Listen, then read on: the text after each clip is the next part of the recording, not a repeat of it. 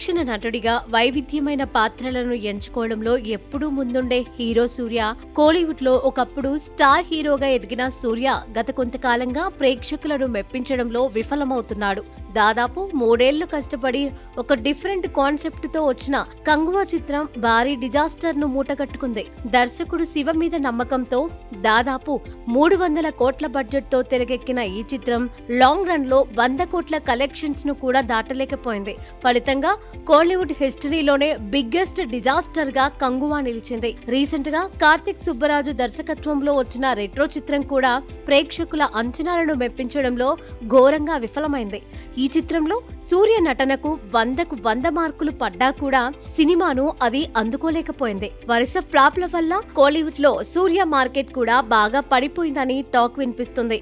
అయితే ఇలాంటి సిచ్యువేషన్ లో సూర్య ఆశలన్నీ కూడా దర్శకుడు వెంకీ అట్లూరి మీదే ఆధారపడ్డాయి.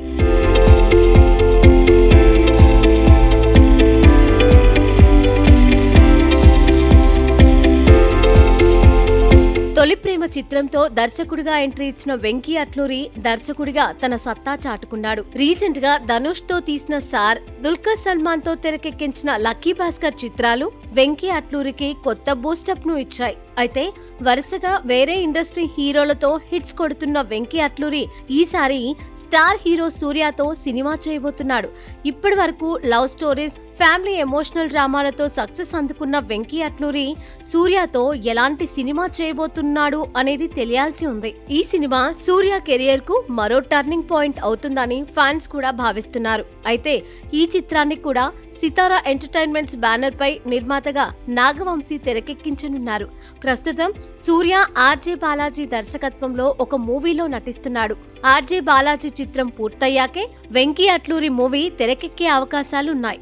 మరి ఈ 2 చిత్రాలతో సూర్య బౌన్స్ బ్యాక్ అవుతాడో లేదో చూడాలి.